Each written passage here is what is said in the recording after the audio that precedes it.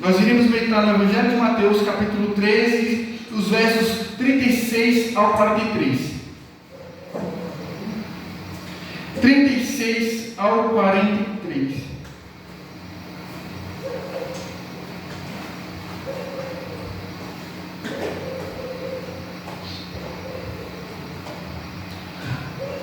A palavra de Deus nos diz assim: então, despedindo as multidões, foi Jesus para casa. E chegando-se a ele, os seus discípulos disseram: explica-nos a parábola do joio do campo. E ele respondeu: o que semeia a boa semente é o Filho do Homem. O campo é o mundo. A boa semente são os filhos do reino. Os joios são os filhos do maligno. O inimigo que os semeou é o diabo. A ceifa é a consumação do século. E os ceifeiros são os anjos. Pois, assim como o joio é colhido e lançado ao fogo, assim será na consumação do século. Mandará o Filho do Homem os seus anjos, que ajuntarão do seu reino todos os escândalos e os que praticam a iniquidade, e os lançarão na fornalha acesa. Ali haverá choro e ranger de dentes. Então os justos resplandecerão como o sol no reino de seu Pai. Quem tem ouvidos para ouvir, ouça. Amém. Então nós temos aqui, irmãos, Jesus explica a parábola do trigo e o joio.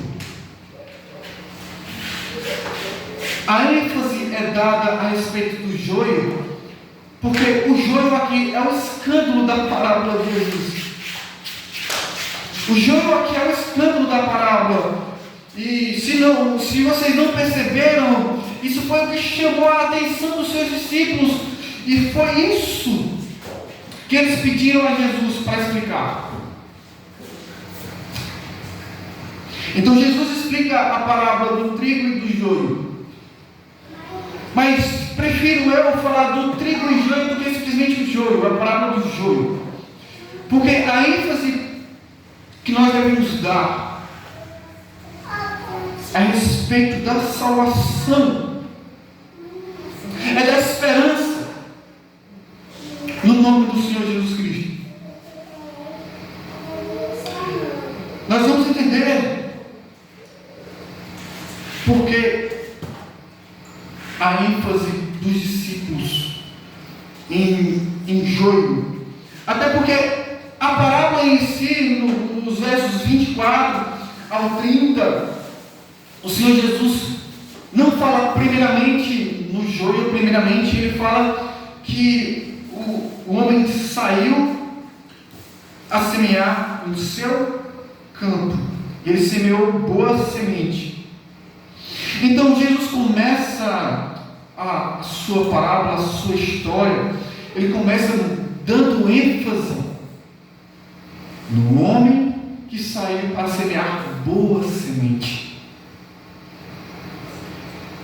Mas houve, durante a história que o Senhor Jesus conta, um momento trágico que foi a semeadura secreta de um inimigo. Colocou semente diferente da que foi semeada, ou seja, o trigo, e agora na plantação tem o joio.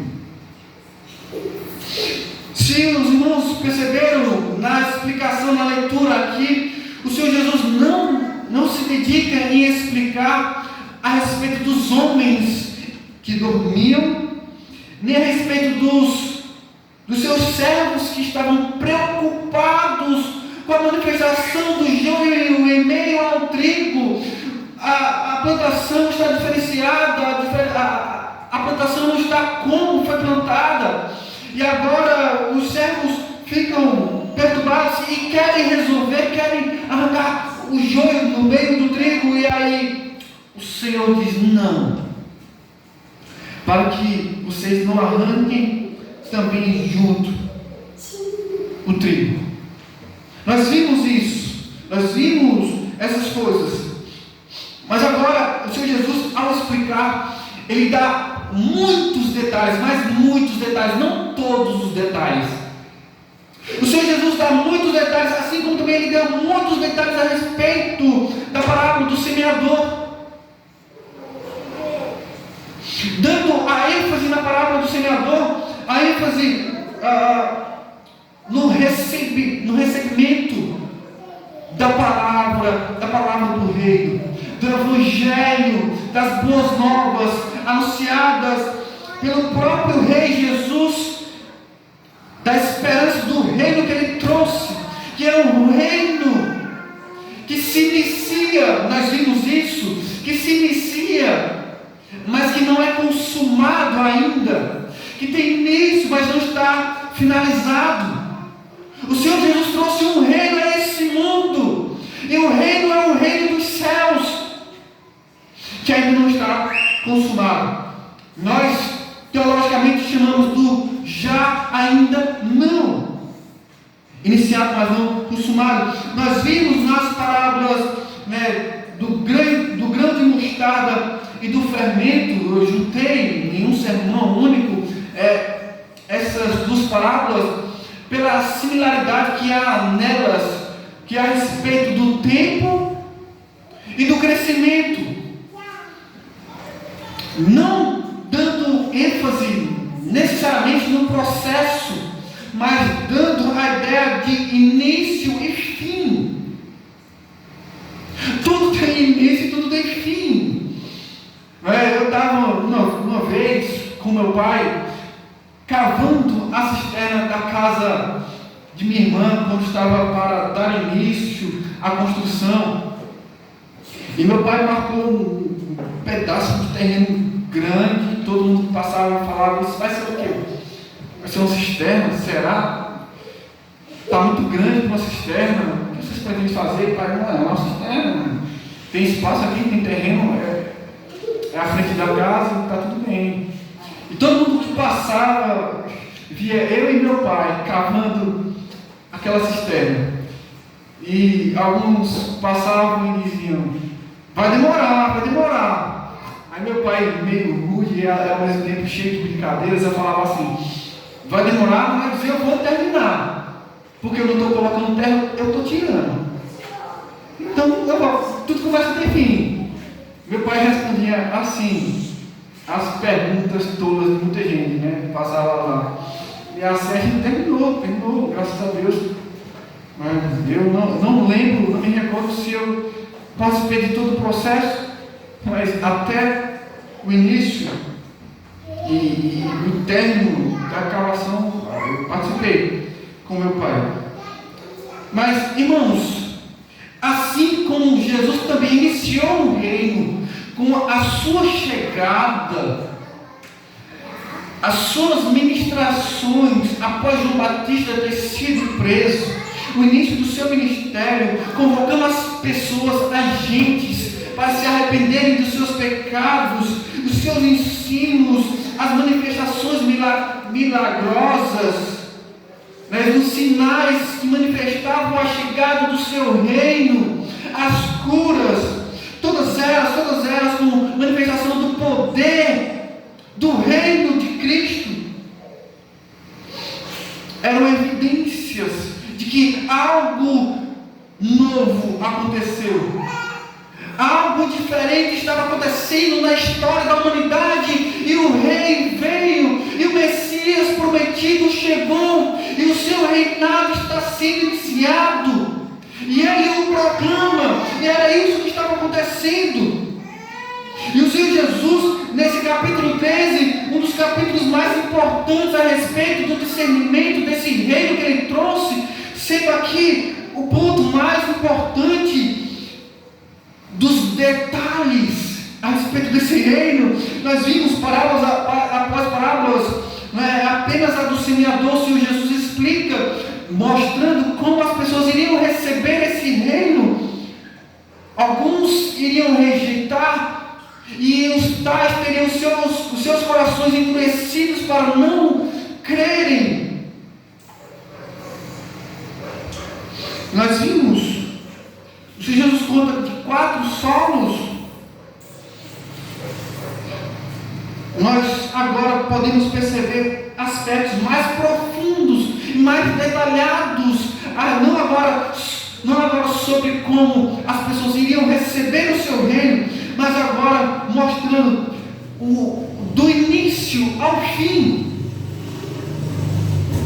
do início à consumação. Vejamos que nós podemos separar aqui em 2 partes. Eu poderia detalhar os pontos, mas, irmãos, vamos ser direto ao ponto, vamos direto ao assunto.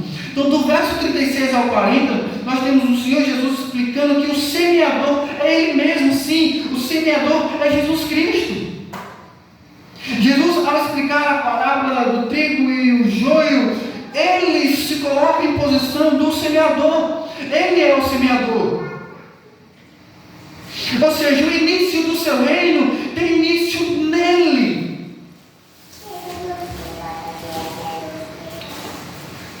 Ao terminar os seus discursos, o Senhor Jesus despediu as multidões, mandou-as embora. Ele foi para casa, e aqui há uma possibilidade de que seja a casa de Simão Pedro, um dos seus discípulos, em Cafarnaum. E eles, ao se achegarem diante de Jesus, eles pedem algo a Ele, como fizeram antes. Nós vimos isso na explicação da parábola do semeador. E disseram: explica-nos a parábola do joio do campo. E é interessantíssimo a maneira como eles abordam o Senhor Jesus e o pressuposto deles a respeito da parábola. Eles perguntam, eles pedem: explica-nos a parábola do joio do campo. Ou seja, o que os discípulos queriam entender, como esse joio chegou lá. Como esse joio chegou lá, naquela plantação boa, pois as sementes eram boas. Então, a ênfase dos discípulos no joio é a problemática, é a dificuldade, é o problema, qual é a solução para isso, como isso se dá, como isso se resolve. Então, a explicação que os discípulos anseiam, desejam a respeito dessa parábola é entender qual é a solução, como entender isso. Sabe? Muitas vezes nós ficamos assim. Como pode isso? Como pode aquilo? Como é que é isso? Como funciona isso? Como funciona aquilo? Isso mesmo na nossa fé. Isso mesmo diante das relações que há entre nossa fé, nossa esperança em Cristo, nossa convicção de termos nascido de novo, nossas convicções de sermos crentes batizados em nome do Pai, do Filho e do Espírito Santo, fazemos parte da igreja local, manifestando visivelmente que nós temos um compromisso com Cristo e com a sua igreja, e ao mesmo tempo os conflitos com os dardos inflamados do maligno, as tentações, a presença do pecado, as convicções que já somos salvos, que nós temos uma nova vida e ao mesmo tempo temos que lidar com muitas questões. E aqui, esse aspecto de entender como resolve esse problema, como o joio no meio do trigo. Questionamentos que se seguem até mesmo ainda hoje no nosso meio. E o Senhor Jesus vai explicar, sim, claro, obviamente. Esses são os seus discípulos. O Senhor Jesus, nós vimos a maneira como ele ensinou as multidões, nós vimos porque ele estava ensinando as multidões por parábola. E sem parábola nada vos falava, nós vimos que foi assim que terminou. Assim que terminou o verso 34 Mas vejamos, ao Senhor Jesus responder, ele responde dizendo: o que semeia a boa semente é o Filho do Homem. Bom, eu disse, o ponto aqui é que o semeador é Jesus Cristo, mas isso não está no texto. Não é? O que está no texto é que o que semeia a boa semente é o Filho do Homem. Eu acredito que isso não seja necessário eu entrar nos detalhes, porque nós já vimos a respeito disso, se os irmãos não lembram, mas eu irei trazer a lembrança a vocês de que o Filho do Homem é uma expressão que se referia ao Messias. Então é uma expressão que se refere ao Messias prometido, a promessa do Messias. E aqui o Senhor Jesus, ele se vale desse título messiânico, o Filho do Homem, para ocultar, ele se posicionar com o seu próprio nome, porque ainda não era chegado o seu tempo. Então a maneira como ele procurava evitar, deixar evidente que seria ele o Salvador do mundo, o Messias, e mesmo dando sinais e sinais e sinais, ele faz isso. Então o Filho do Homem aqui é se referindo a ele mesmo, e esse é o título messiânico, o descendente de Davi, o Messias prometido, Jesus ou Cristo. Então ele é o semeador. Então, como eu já falei, o Senhor Jesus é aquele que inicia o reino, ou seja, ele não é somente o Salvador quando ele vai para a cruz, ele é o Salvador quando ele vem ao mundo.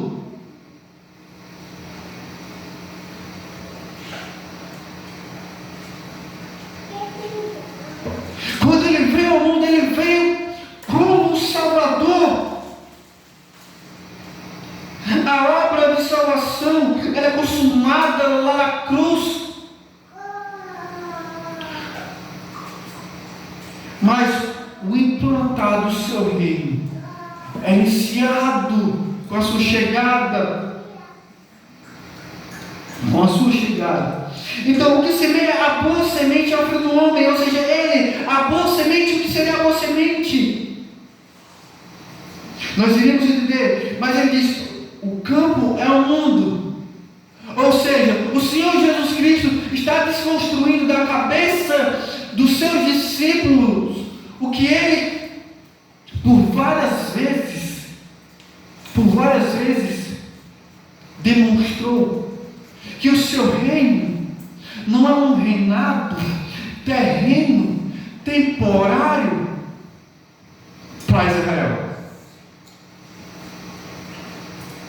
O Messias que o povo de Israel e os fariseus, o corpo religioso da época, o corpo mais conhecido da época como os fariseus, havia outros grupos religiosos, mas esses são, né, os que se destacam, não é? Eles não aceitavam Jesus como Messias, porque eles não viam em Jesus as características de um rei, e nem viam a totalidade messiânica em Jesus, porque o Senhor Jesus começa cuidando dos necessitados, dos pobres. O Senhor Jesus começa a curar as pessoas, e esses são aspectos messiânicos, mas não são totalidade, porque as promessas a respeito do Messias era que viria um Messias para salvar o povo, libertar e também trazer juízo. E eles não veem isso. Eles não veem o libertar da opressão do governo romano. Então o Senhor Jesus aqui, ele demonstra que o seu reinado, o seu implantar do reino não é somente em Israel, mas o seu campo é o mundo. É o mundo, ou seja, é além das fronteiras de Israel, não é só para ele, é para os gentios também, dos quais nós fazemos parte, povo brasileiro. Então o semeador é Jesus Cristo. O campo é o mundo é o seu campo. A boa semente, a qual ele se mencionou um pouco antes, pois ele semeou a boa semente. A boa semente são os filhos do reino. Os filhos do reino. O que isso significa? Ser filho do reino.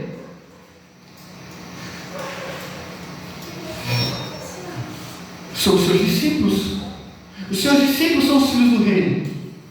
Todo aquele que decide viver para Jesus é um filho do reino.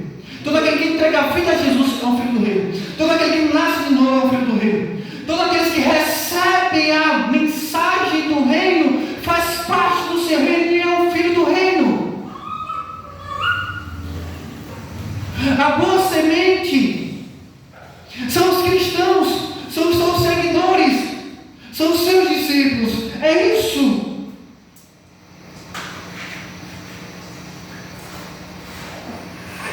Ele plantou os seus discípulos no mundo.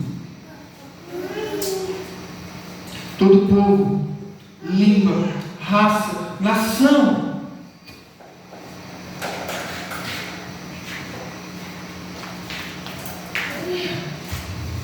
Lembra o grão de mostarda? Um grão de mostarda, pequeno, menor das sementes, disse Jesus. Insignificante, desprezível. Parece que não vai vingar, parece que não vai dar certo. Mas o Senhor Jesus disse que após ser semeado e crescendo, vira uma das maiores hortaliças.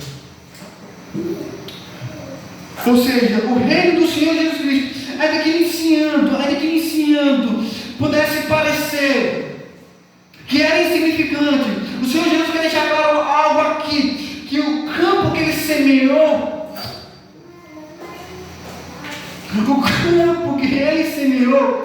é o mundo. O que nós estamos fazendo é manifestando o trabalho evangelístico que nós executamos, que nós exercitamos, é para manifestação dessas sementes que foram plantadas.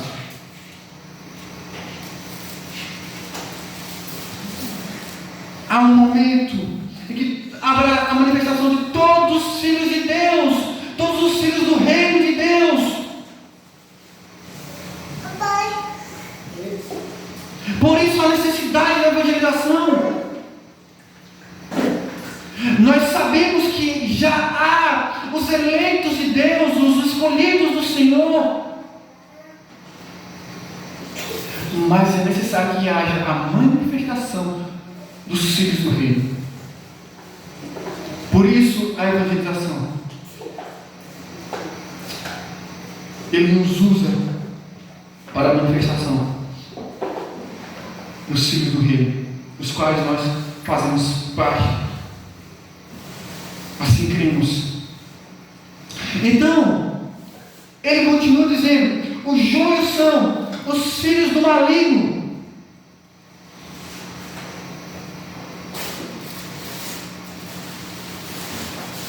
Sim, trazendo um pouco de contexto, aqui os fariseus, as multidões, os escribas, os zelotes, os sacerdotes, os saduceus,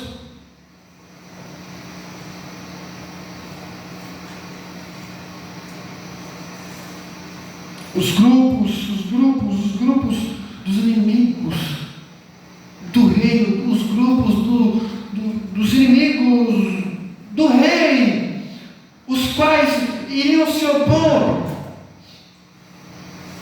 E o trabalho do diabo é colocar pessoas, manifestar pessoas para se oporem ao seu reino. E esses são os filhos do maligno, são os filhos do diabo. O inimigo que semeou é o diabo, assim disse Jesus. A ceifa é a consumação do século. E a consumação do século aqui é o fim do século, aqui significa o fim do tempo. Aquilo que nós chamamos de o fim da era, ou o fim do mundo. Então veja que o Senhor Jesus Cristo ele nos mostra claramente que o reino que ele iniciou há mais de 2000 anos terá uma consumação.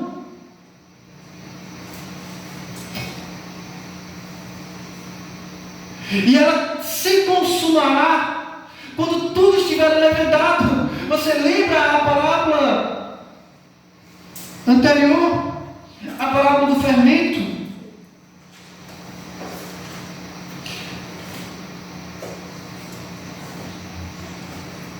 A parábola do fermento que tomará conta de toda a massa até que a massa cresça no seu ponto.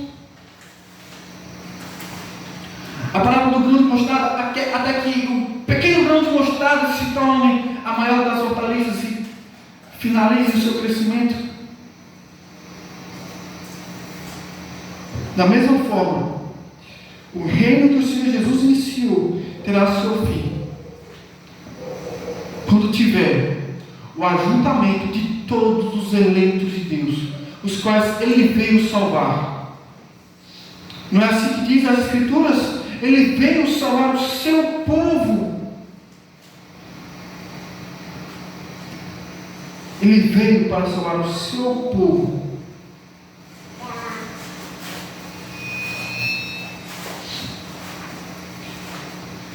Continuando, o Senhor Jesus fala que os ceifeiros são os anjos. Os ceifeiros são os anjos. Lembra os servos? Lembra os ceifeiros?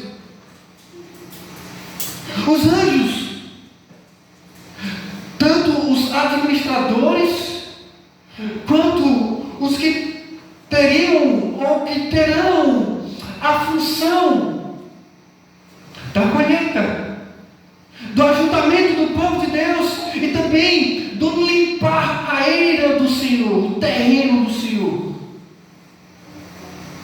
Você percebe que o mundo não nos pertence, o mundo não é dos mais espertos, conforme o conceito do mundo. Você percebe? Você percebe que o mundo não é nosso, Deus não nos deu a vida para vivermos conforme bem entendemos, como bem queremos.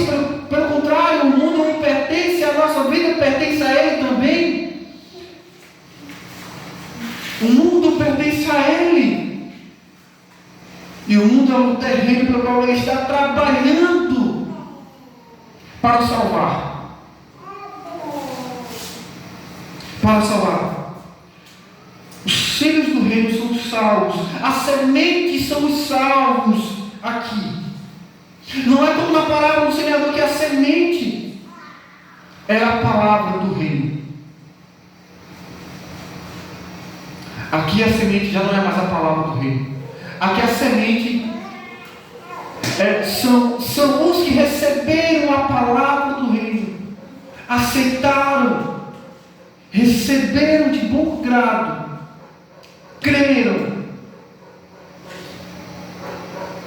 Por isso, há os aspectos do reino já iniciados em nossas vidas. Por isso o Senhor Jesus vai dizer que o reino está em nós, porque Ele plantou em nós o seu reino, Ele implantou o seu reino em nós. Ele será consumado quando tiver o ajuntamento da grande congregação, da grande igreja, a qual Ele disse que edificaria, a qual também a pertence.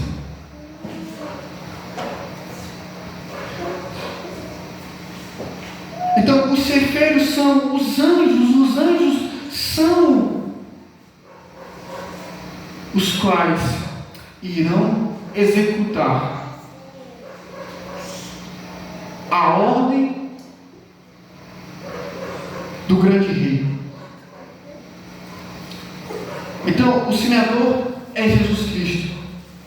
Do verso 41 ao 43, nos mostra que Jesus Cristo ordenará a colheita.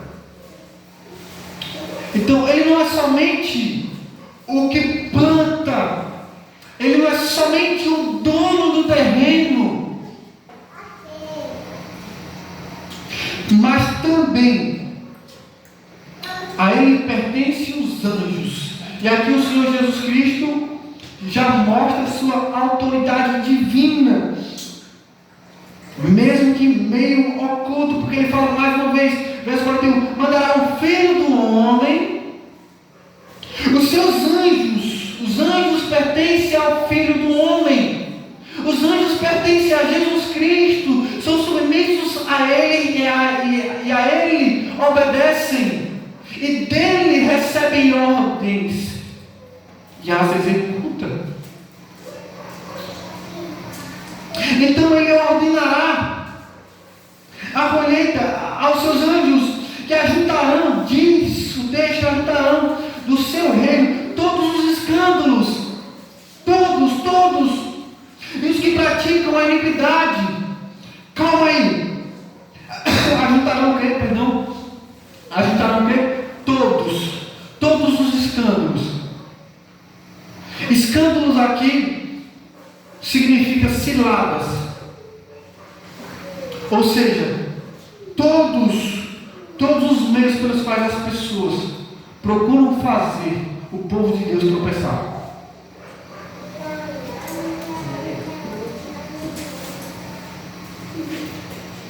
Todos. No meio do reino de Cristo, há pessoas que só servem para nos conduzir ao buraco da cilada.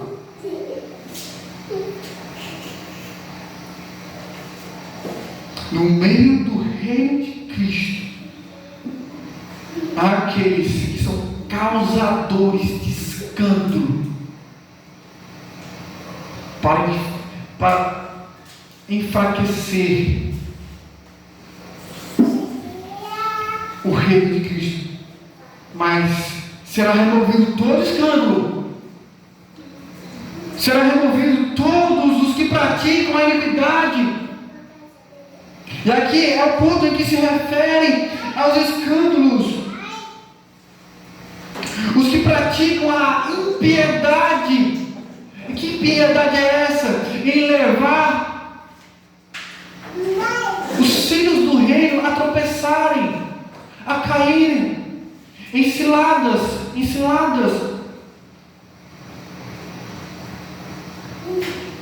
Isso aqui já vale um alerta para nós, para que nós não sejamos motivo de tropeço para ninguém,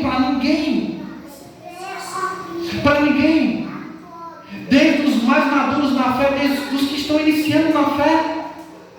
Não sejamos nós motivo de tropeço para ninguém. Não sejamos nós causadores de escândalos no meio da casa do Senhor, no meio do povo de Deus. E nós também não devemos estar preocupados com os escândalos, com os motivos de tropeço que surgem no meio do povo de Deus. Às vezes nós ficamos preocupados, às vezes ficamos perturbados. Porque tem gente que está falando isso, como é que fulano é crente, fulano faz isso, fulano fala aquilo, fulano faz assim e tal, não sei o quê, e uns falam uns dos outros, e a gente vai vendo os escândalos, vai vendo as coisas acontecerem. Calma! A preocupação que nós mais deveríamos ter não é a respeito dos escândalos, os motivos de tropeço, os quais fazem impiedade contra o povo de Deus, no meio do povo de Deus. Essa não deve ser a nossa preocupação. Porque os tais, esses terão o seu fim. E trazer para vocês um pouco de contexto, que os motivos de tropeço, as ciladas, os que praticam a iniquidade aqui, primariamente está se referindo aos religiosos de sua época, os fariseus, os escribas. Sim,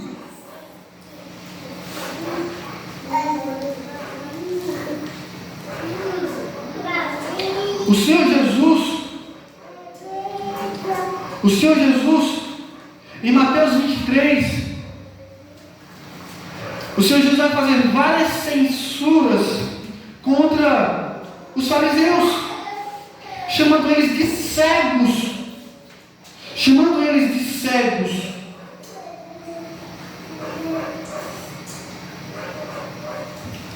No capítulo 15, aqui ainda em Mateus, versículo 14, Jesus vai dizer: deixai-os, são cegos, guias de cegos. Ora, se um cego guiar outro cego, cairão ambos no buraco, na cilada. Então aqui, primariamente, os quais o Senhor Jesus se refere falando de escândalos, os motivos de tropeço, os que praticam a impiedade, são os falsos mestres, os que ensinam o erro, para que os outros caiam no erro e vivam no erro.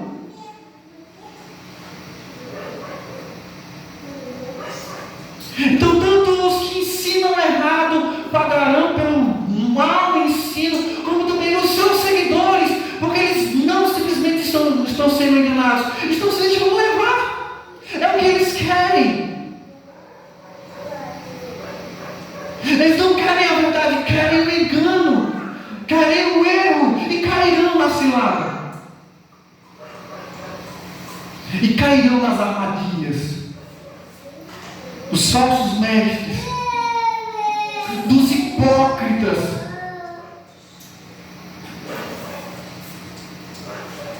dos que falam mais do que vivem. Então essa primeiramente é uma acusação, né, direta aos escribas, os fariseus.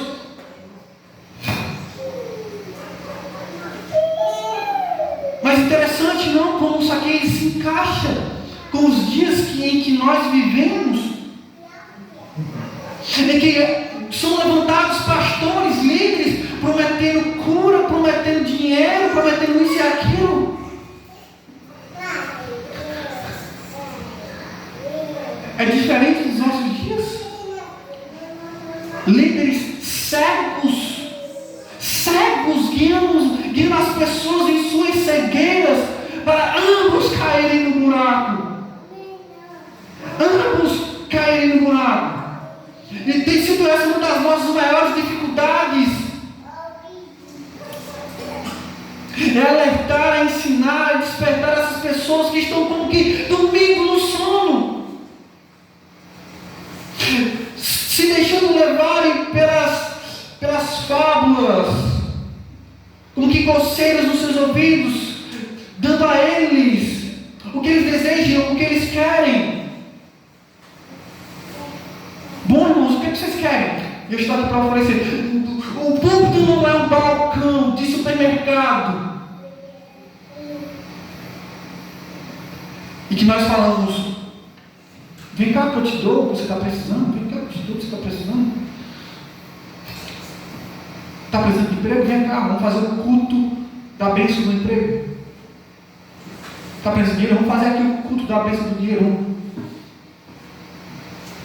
Está precisando de um dos assuntos mais recentes que eu ouvi. Está precisando de casamento?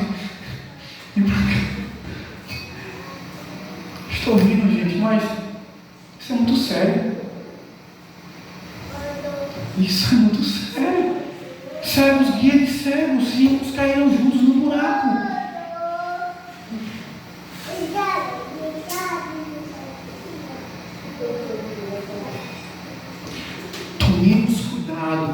Tomemos cuidado com os lobos vestidos de ovelhas.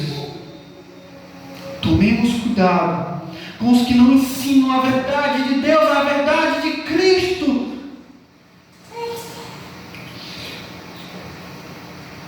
Então os escândalos e os que praticam a iniquidade, verso 42, os lançarão na fornalha acesa. A fornalha aqui acesa, se referindo ao inferno, o lago de fogo.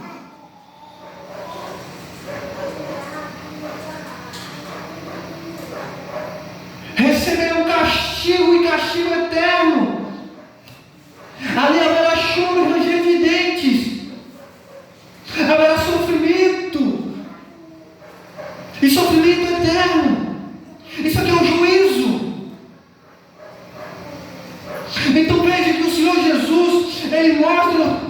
reino iniciando nele, na sua manifestação a esse mundo,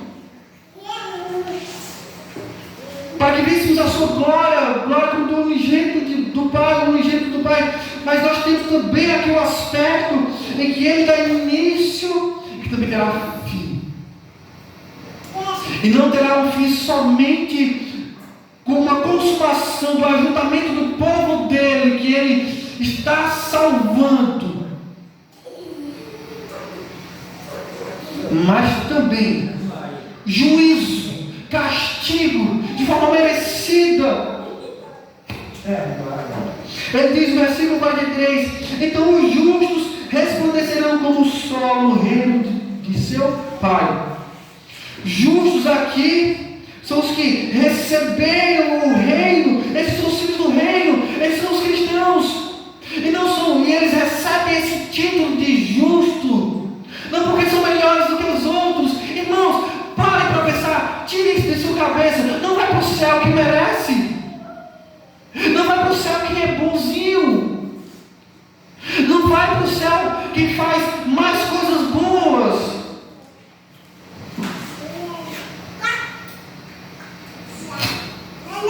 Os que vão para os céus, os salvos, os justos, é porque receberam a Cristo e o seu reino. É porque não rejeitaram a Cristo e o seu reino. É porque não se negaram, pelo contrário, se renderam ao grande rei e aceitaram o reino que ele trouxe e ofereceu. Então, nós podemos perceber aqui que esses são os justos, os justificados. Uma de nossas doutrinas, a justificação. Nós somos justificados pela fé em Jesus Cristo, e esses são justificados, e esses são justos, e eles resplandecerão aqui, significando a glória, o estado de glorificação, a situação de glorificação de todo o povo de Deus, todos os cristãos, todos os crentes em Cristo. Eles estarão no reino de seu Pai. Eles que têm ouvidos para ouvir, ouça. Deixe o Senhor Jesus o alerta para não desprezar o ensino que ele deu aos seus discípulos. Nós vimos em Romanos capítulo 8, nós vimos o apóstolo Paulo colocando a doutrina da glorificação às claras. Ele diz em Romanos capítulo 8, 17: ora, se somos filhos, somos também herdeiros, e herdeiros de Deus e co-herdeiros com Cristo, e se com Ele sofremos, também com Ele seremos glorificados, resplandeceremos, seremos glorificados.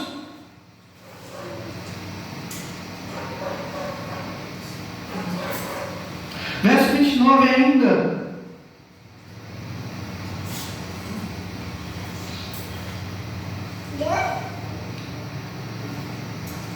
Desculpa. 29 e 30. Porquanto aos que de antemão conheceu, e esses são os filhos do reino. São conhecidos porque são plantados por Cristo no mundo. Também os predestinou para serem conforme a imagem do seu Filho, Jesus Cristo, seremos como Ele é, a fim de que Ele seja o primogênito entre muitos irmãos. Ele é o nosso irmão mais velho. E aos que predestinou, a esses também chamou, e aos que chamou, a esses também justificou os justos. Sim, veja, nós resplandeceremos, glorificação, tomaremos posse do reino do nosso Pai. Justos, sim, somos justificados. E aos que justificou, a esses também glorificou, diz as Escrituras. Filipenses 1:6, nosso irmão estava orando, aquele que começou a boa obra em nós também irá completar até o dia de Cristo, consumação. O reino de Cristo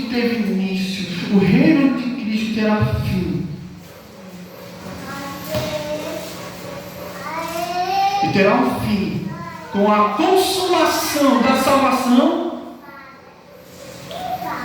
porque nós estamos na carreira da fé, iniciamos uma vida de salvos, mas a nossa salvação será consumada quando Cristo Jesus voltar. Em etapas, o Senhor Jesus mostrou a primeira etapa da vida do seu reino, e Ele agora está mostrando a etapa final do seu reino. Quando Ele voltar, na sua segunda vinda, nós podemos terminar isso aqui de duas maneiras. Primeiro, como você sabe que é um filho do reino de Jesus? Como você sabe que você já nasceu para o reino dele? Você se arrepende de seus pecados? São coisas que você não necessariamente precisa responder. São coisas que você precisa pensar. Você crê que Jesus é o Filho de Deus? Você já entregou a sua vida para o único Salvador, Jesus? Você já se batizou como expressão de uma nova vida com Jesus?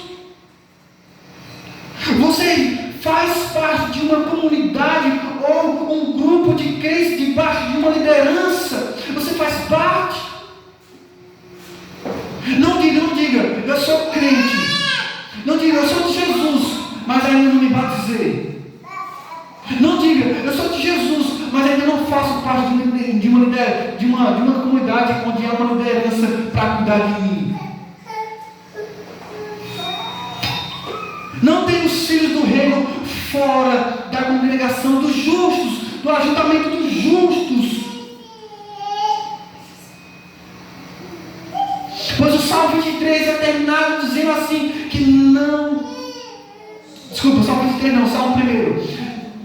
Não prevalecerão os ímpios na congregação dos justos, no ajuntamento do povo de Deus. Não.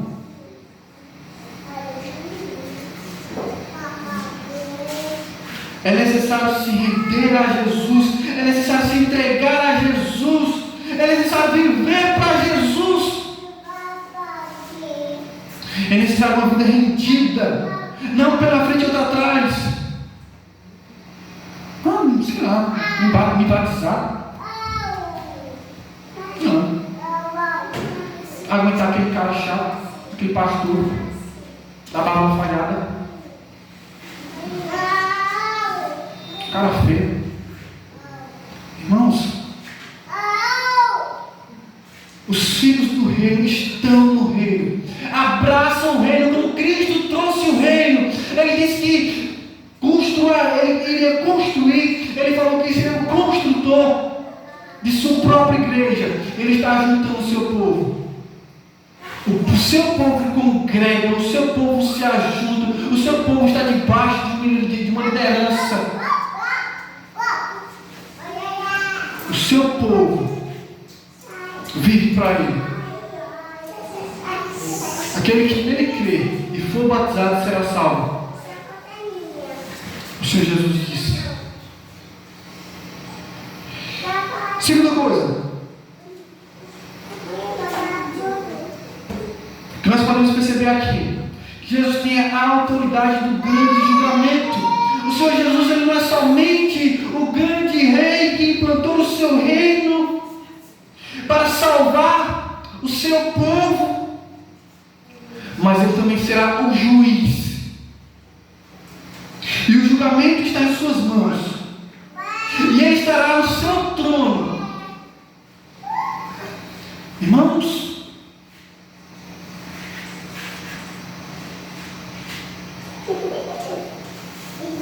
isso não é assustador?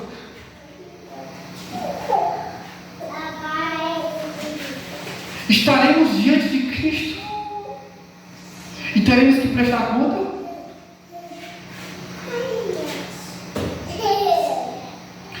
Pensem, sabe, algumas coisas que eu escuto por aí. Veja, é melhor não viver para Jesus do que não viver direito. Será? que essa é uma posição muito inteligente. É melhor não viver para Jesus do que não viver direito.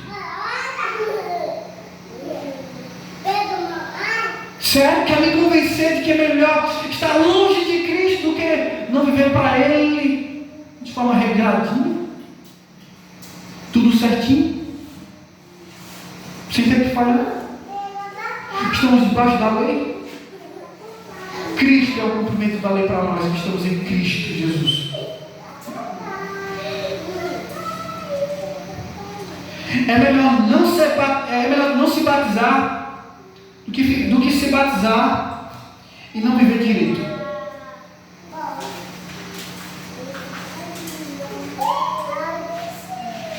É melhor não se batizar. Ou como alguns dizem, eu não estou pronto para me batizar. Não estou preparado para me batizar. Você não quer Cristo, é por isso que você não quer se batizar.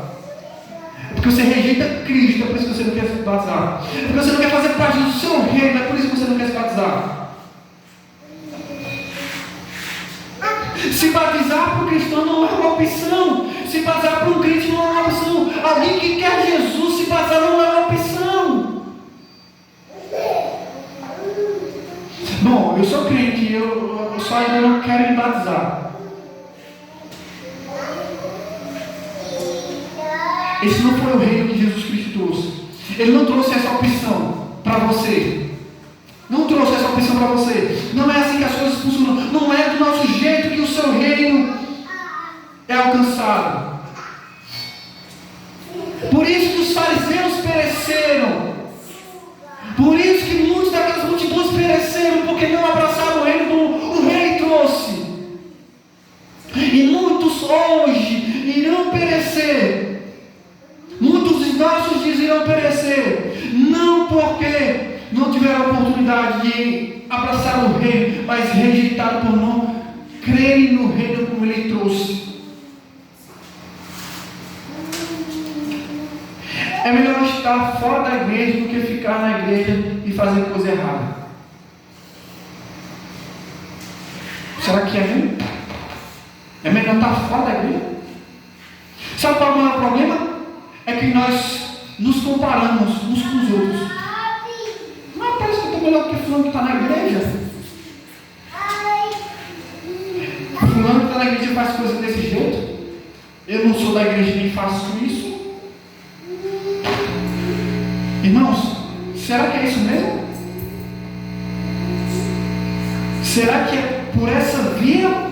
Será que há esse caminho para nós? Será que há essa opção para nós? Eu creio que não.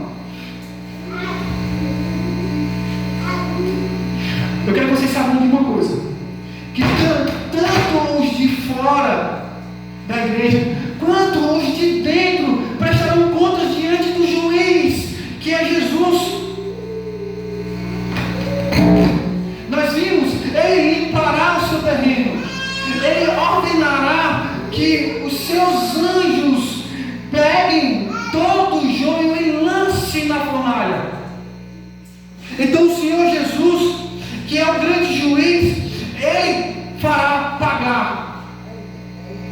Então tanto os que estão fora quanto os que estão dentro, ambos deveriam se preocupar com o grande dia do juízo final.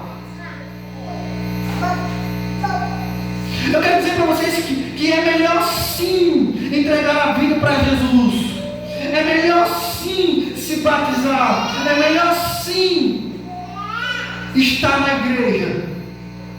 É melhor sim. Sim. Nada é melhor que isso. Nada é melhor que isso. Por isso, irmãos, abramos os nossos olhos. Não deixe as ciladas do diabo tentarem você a pensar que é melhor estar fora. Foi tempo perdido ter se batizado. O que foi pior ter entregado a vida para Jesus. Você está aqui essa noite e ainda não entregou sua vida para o Senhor Jesus. será a melhor decisão sua. A melhor decisão de toda a sua vida, entregar a vida a Ele. Será a melhor decisão de toda a sua vida se batizar. Será a melhor decisão de toda a sua vida fazer parte da igreja. Será a melhor decisão de toda a sua vida. Você jamais teria ou terá algo melhor do que isso para fazer. E o Senhor Jesus cuidará de sua vida. E Ele te guardará até o dia que Ele voltar para te buscar. Caso contrário, se houver rejeição, no grande dia haverá um encontro para o grande julgamento. Então, irmãos, o Senhor Jesus explica a parábola do trigo e do joio. Ele se posiciona como o semeador, Ele mesmo, Jesus Cristo. E Jesus Cristo ordenará a colheita aos seus anjos. Então Ele não é somente o Salvador, Ele é o grande juiz. O seu reino teve início, terá fim. A nossa salvação tem início no momento que nós entregamos a nossa vida a Jesus, e terá consumação assim quando Ele voltar para nos buscar. E o evangelismo é para manifestar os filhos do reino. Deus nos abençoe. Que tomemos consciência e assim creiamos em nome de Jesus. Amém. Pai, eu quero te agradecer pela tua palavra, quero te agradecer, Senhor Deus, pelo teu direcionamento, quero te agradecer, Senhor Deus, pelo entendimento que o Senhor derrama no nosso meio nessa noite, Senhor. Te agradeço pela tua palavra, Pai. Hoje é dia de ceia, Senhor. Podemos nos alegrar na obra consumadora da nossa salvação, a consumação da cruz em Cristo ressurreto. Nós podemos, ó Pai, celebrar a manifestação da tua presença no meio dos santos. E também, Senhor, nós podemos proclamar o teu reino até que o Senhor volte para nos buscar. Cearemos e nos satisfaremos em Ti, a Tua presença, nessa noite. Para a honra e glória do teu nome. Em nome de Jesus. Amém.